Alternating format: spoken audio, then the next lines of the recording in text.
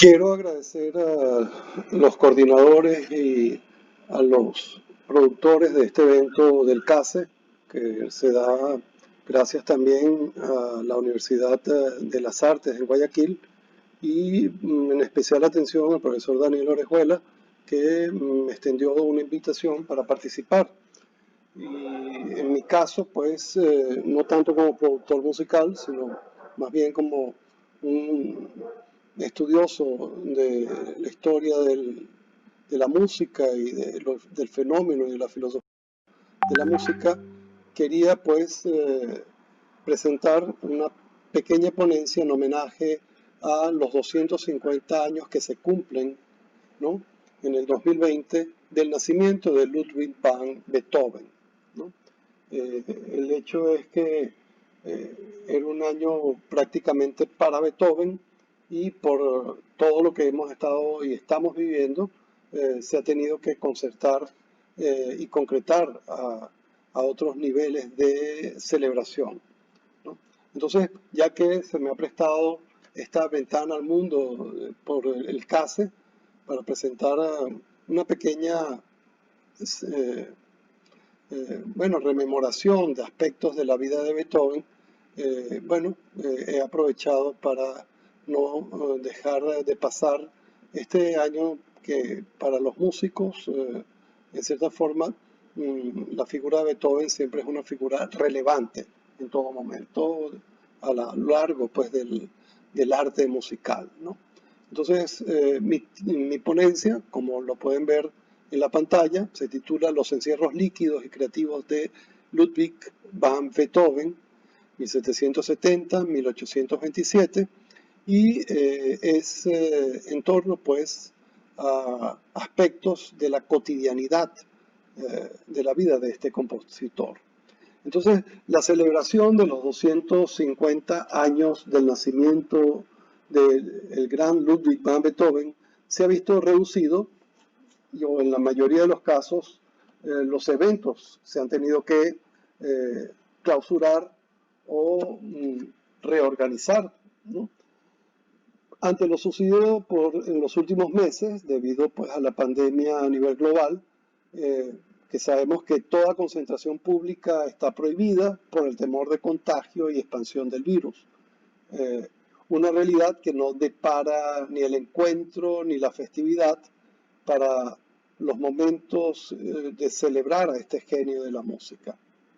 Sin embargo, nos queda recordarlo, ¿no?, y rememorarlo, escuchando, estudiando su música en los reducidos espacios de nuestra cotidianidad confinada, o en grabaciones, o en pequeños podcasts, ¿no?, en online, y también interpretando, leyendo su obra, gracias pues a nuestras habilidades musicales, o escucharla simplemente en las grabaciones que se pueden obtener hoy en día por la reproducción electrónica digital. Las condiciones limitadas que nos conduce el repetitivo lema "quédate en casa", causado por el contagio del virus COVID-19, ha cerrado pues toda posibilidad de cualquier invitación para acudir a teatros y espacios públicos. De hecho, este es un evento que se hace en espacios públicos y hemos tenido pues que reducirnos a el formato digital, al formato de conferencias, videos, ¿no?, charlas en online para llevarlos a cabo. Entre ellos, no menos, también han estado afectados, pues, evidentemente, los conciertos de música de cualquier tipo, aunque los músicos han encontrado caminos para hacerse presentes por otros canales alternos, gracias a la tecnología digital. Esto hace pues que ha quedado completamente reducida la movilidad citadina y acudir a las citas artísticos culturales sin saber todavía todas las consecuencias reales para el contacto vivo del arte musical o cualquier otro arte, ¿no?, en este obligado y conflictivo retraimiento pandémico espiritual universal. Mientras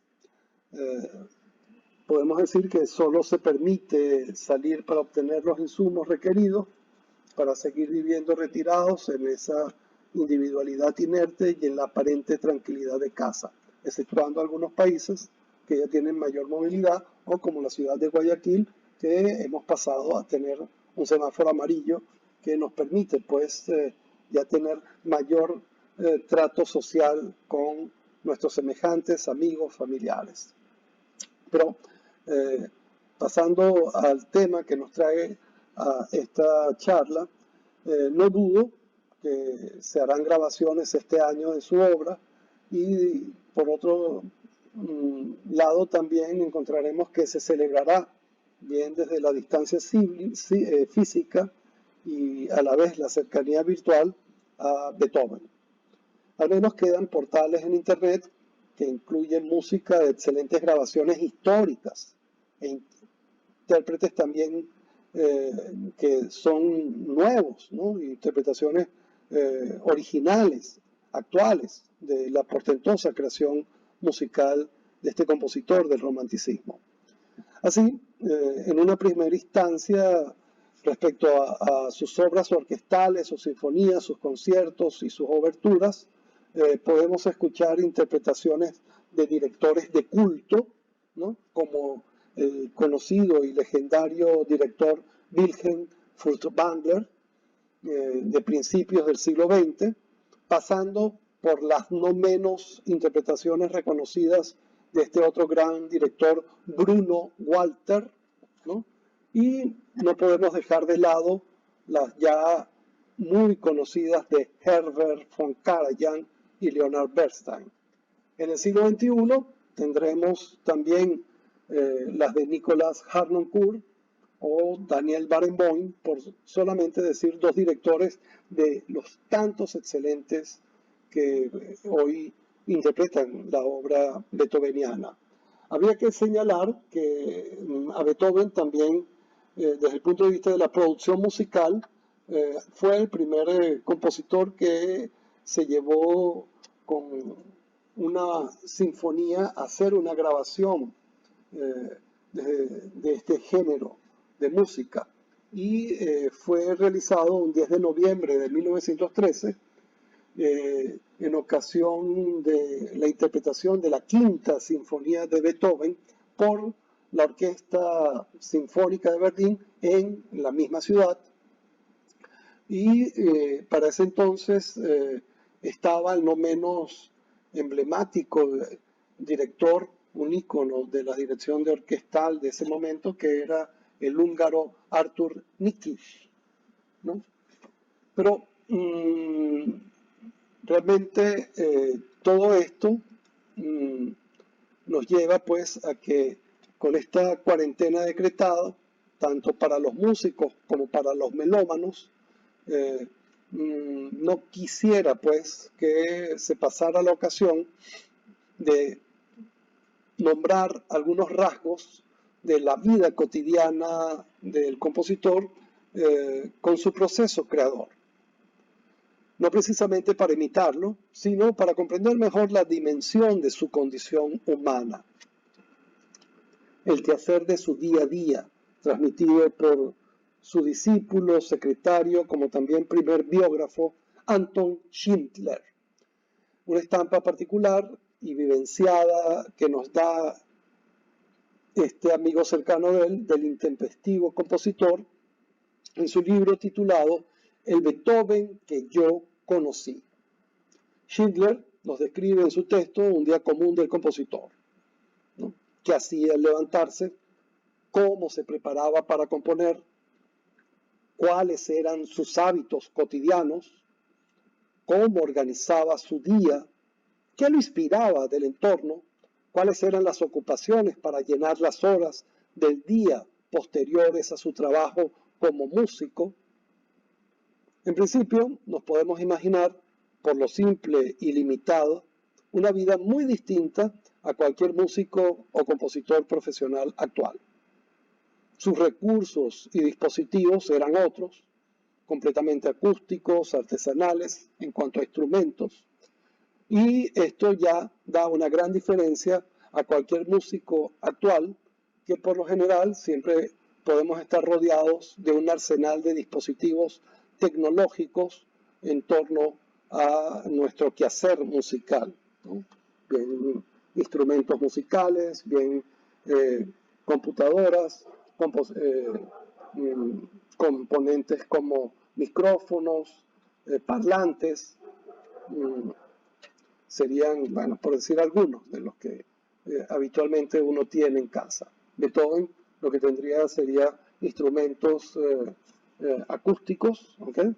Y sobre todo pues papel pautado, y claro está también el uso del metrónomo, que va a ser uno de los que va a imponer el colocar el tiempo en la partitura, ¿no? Como el metrónomo.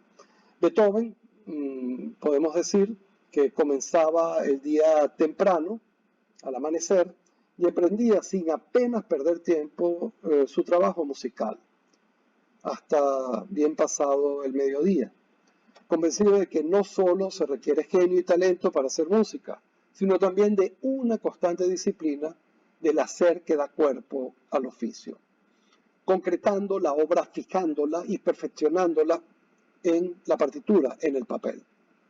Al levantarse comenzaba con su inamovible y exigente, aromático y exótico ritual pagano. Desayunaba un café que era preparado por él mismo con una precisa y matemática obsesión neurótica. Tenía su propio récipe, su propia receta para el amargo, caliente y negro brebaje. Su habitual café mañanero estaba compuesto ni más ni menos que por 60 granos tostados de semilla arábiga por taza. Tanto era su empeño que, además de haberlo molido al momento, contaba los granos para lograr su dosis exacta. Hecho esto, y con el cuenco de café en mano, pasaba a su desordenado escritorio cerca del piano y trabajaba toda la mañana hasta las 2 o las 3 de la tarde.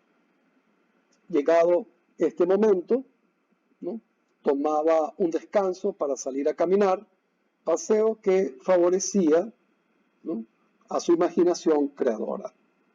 Tal hecho, ¿no?, ha sido confirmado por meticulosas investigaciones al reconocer que su mayor productividad musical la hizo durante los meses cálidos de la zona templada, época del año que podía salir a esparcir sin mayores inconvenientes su espíritu, dando un pie por los campos aledaños a su ciudad. Posteriormente tomaba su almuerzo. Seguidamente emprendía otro rato de vigorosa caminata, ocupando así lo que le quedaba de luz del día. En ese intervalo de tiempo al exterior, no es que dejase de pensar en su creación. Como aficionado peripatético moderno de la creación musical, siempre iba pertrechado de un lápiz y de papel pautado en sus bolsillos. En ellos registraba las ideas que surgían en su andar. Al final del día se dirigía a una taberna a leer los periódicos que le transmitían los sucesos del presente. En la noche recibía visitas o iba al teatro. La cena, pues muy espartana. Un cuenco de sopa y algunas sobras del almuerzo. No negaba el gusto de comer con una buena copa de vino, pero también prodigaba la costumbre muy alemana de beber una jarra de cerveza y fumar su pipa después de cenar. Pocas veces se le escuchó trabajar en las noches, solo en los momentos de impostergable compromiso editorial o de conciertos a dar. Tomaba ese tiempo nocturno para la conclusión de urgentes obras aún sin terminar. Se iba a dormir a horas tempranas, alrededor de las 10 de la noche, era un buen momento para acostarse a descansar.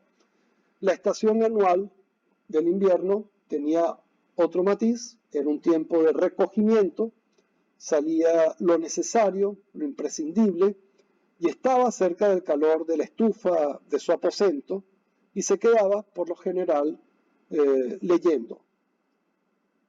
También vale la pena mencionar otro aspecto curioso que transmite su discípulo de los inusuales hábitos de aseo y baño de Beethoven. lavarse y bañarse estaban entre las necesidades más imperiosas del compositor. Si en el día no tenía que salir de casa por algún asunto particular, no tenía tampoco que vestirse formalmente. Y esto hacía que se quedara en paños menores. Eso daba para emprender su matutina toilette ante su jofaina, donde vertía portentosas jarras de agua sobre sus manos. Esta situación le proporcionaba una particular y pequeña felicidad que acompañaba cantando escalas a pleno pulmón o tarareando con voz escandalosa alguna melodía que le rondara en ese instante por su mente. Seguidamente bailaba taconeando el suelo de madera a lo largo de su habitación.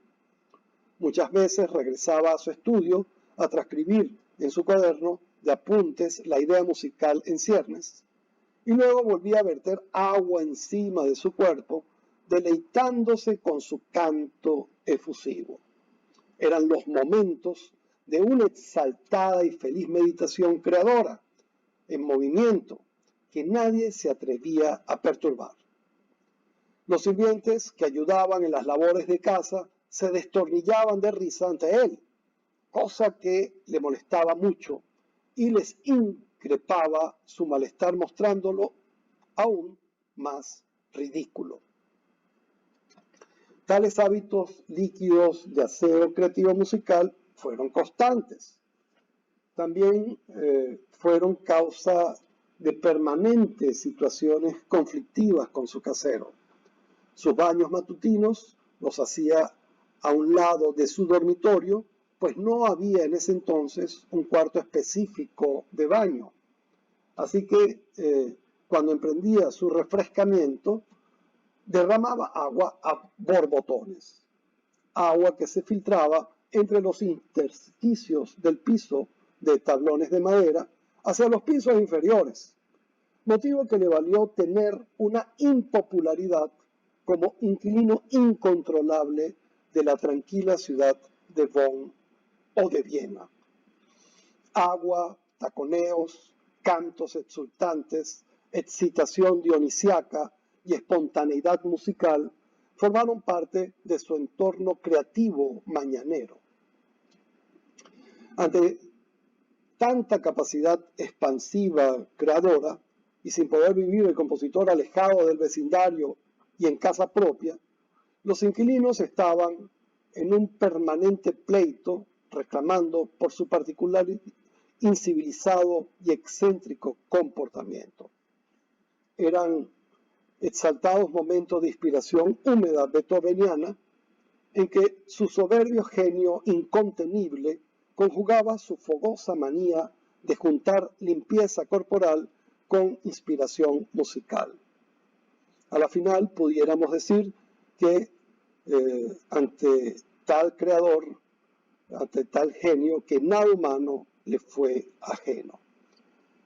Bueno, con esto he querido dar como una charla en homenaje pues al compositor de Bonn y de Viena, ¿no? Ludwig van Beethoven, a sus 250 años de su nacimiento, en un año que hemos visto que nos ha reducido nuestra movilidad para poder acercarnos y vivir pues recitales que le dieran honor a su obra en tal momento de su nacimiento, pues, ¿no? A los 250 años.